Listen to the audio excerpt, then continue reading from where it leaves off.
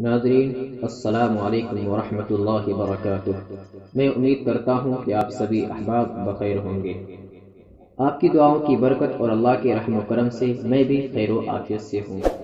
ناظرین، what's app کے تعلق سے لوگوں میں ایک ہلچل سی مچی ہوئی ہے کہ واٹس ایپ کو چھوڑا جائے یا نہیں۔ تو اسی سلسلے میں آپ حضرات کے سامنے چند باتیں عرض کرنا چاہتا ہوں، جن باتوں کو آخر تک آپ کو باغور سننا ہے۔ ناظرین، یہ ڈھکی چھپی بات نہیں کہ واٹس ایپ کے ذریعے لوگ بہت سہولت کے ساتھ کم وقت میں زیادہ کام کرتے آ رہے ہیں، جیسے کہ ایک کمپنی اپنے پروڈکٹس کے سیل کا کام، ایک تاجر اپنی تجارت کا کام، ایک دکاندار اپنی دکانداری کا کام، ایک مخبر کسی خبر اور حادثے کو تیزی سے پھیلانے کا کام، ایک طالب علم اور اسٹوڈنٹ اپنی پڑھائی کا کام، ایک رشتہ دار اپنے رشتہ داروں کو سلام کلام کی ذمہ داری کا کام، اور ایک دوست اپنے دوسرے دوستوں کو سلام اور ہائی بائی کہنے کا کام، وغیرہ وغیرہ۔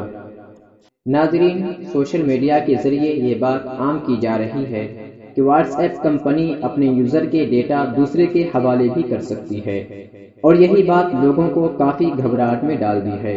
ناظرین، واقعی اگر واٹس ایپ اپنے یوزر کے ڈیٹا لیک کر سکتی ہے تو یقیناً قابل گھبراہٹ بات ہے، کیونکہ بہت سی باتیں ایسی بھی ہوا کرتی ہیں جو اپنے دوستوں اور پارٹنروں کے علاوہ کسی اور کو سنانے اور دکھانے میں ہمیں نقصان پہنچ سکتا ہے۔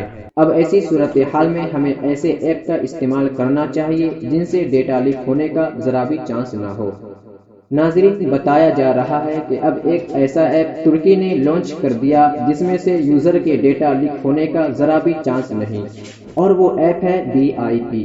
یہ ایپ واٹس ایپ کے بنسبت زیادہ فنکشن والا ہے اور ہر اعتبار سے زیادہ محفوظ ایپ بتایا جا رہا ہے۔ ناظرین، جلد ہی آپ کو یہ فیصلہ لینا چاہیے، کیونکہ آپ میں سے کوئی بھی یہ نہیں چاہے گا کہ آپ کے ڈیٹا لیک ہو اور کسی کے ہاتھ لگے۔ امید کرتا ہوں کہ ہماری بات آپ کے سامنے دو دو چار کی طرح واضح ہو گئی ہوں گی۔ السلام علیکم ورحمۃ اللہ وبرکاتہ۔ ایسی ہی ویڈیوز پانے کے لیے ہمارا چینل زندگی بناؤ کو سبسکرائب کریں۔ ایسی ہی ویڈیوز پانے کے لیے ہمارا چینل زندگی بناؤ کو سبسکرائب کریں۔